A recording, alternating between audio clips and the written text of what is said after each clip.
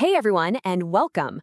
Today, we're going to dive into a really powerful idea from graph theory that helps solve all sorts of problems. Everything from efficiently laying cables to, believe it or not, organizing knowledge itself. We're talking about the minimum spanning tree. So let's kick things off with a classic puzzle, something that network engineers deal with all the time. Picture this. You've got a bunch of towns and you have to connect every single one with fiber optic cable. The catch? Every foot of that cable costs money. So how do you figure out the one single layout that connects everybody for the absolute lowest cost? Now, if you're used to thinking in terms of relational databases, this is a tricky problem, right? There isn't some simple select query that's going to spit out the perfect answer. But lucky for us, graph theory offers a solution that's both elegant and incredibly efficient. And that solution is what's called a minimum spanning tree, or an MST for short. You can think of it as the perfect, most efficient blueprint for our network. It's basically a carefully chosen subset of all the possible connections that has to hit three critical goals all at once. Okay, so these three properties are what make it tick. First, it's a tree, which is just a fancy way of saying there are no loops or redundant paths. You can't go in a circle. Second, it has to span the entire graph, meaning every single town gets connected. No one is left out. And third, and this is the big one, it has the minimum total weight, or cost, of all the possible ways you could connect everyone. Those three rules together, they guarantee the most efficient network possible. So the idea makes sense, right? But how in the world do you actually find this perfect network? I mean, when you're looking at hundreds, maybe thousands of potential routes, you can't possibly try out every single combination. So what do you do? Well, thankfully, you don't have to. There's a brilliant and simple recipe called Kruskal's algorithm. It's what's known as a greedy algorithm. Now, that sounds a little intense, but the idea behind it is actually super intuitive. It just means at every single step, you make the most obvious, best-looking choice you can. So here's the game plan. First, you just list out every possible connection you could make, every edge, and you sort them from the cheapest to the most expensive. Then you just go down the list. You grab the cheapest edge available and you ask one simple question. If I add this connection, does it create a loop with the ones I've already picked? If the answer is no, great, you add it to your final network. If it's yes, you just toss it out and move on to the next cheapest one. You just keep doing that over and over until everybody's connected. All right, talk is cheap. Let's actually watch this thing in action.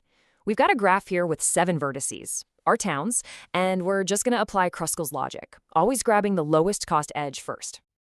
Okay, so the algorithm is just chugging along, adding the cheapest edges one by one. But then, look what happens at step 5.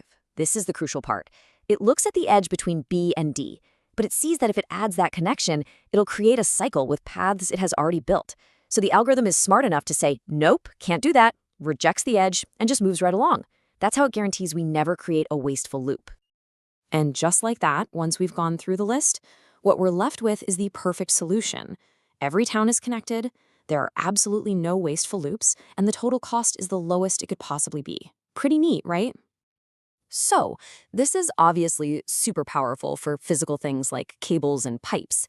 But that begs the question, can we take this same idea of finding the most essential connections and apply it to something more abstract, like data?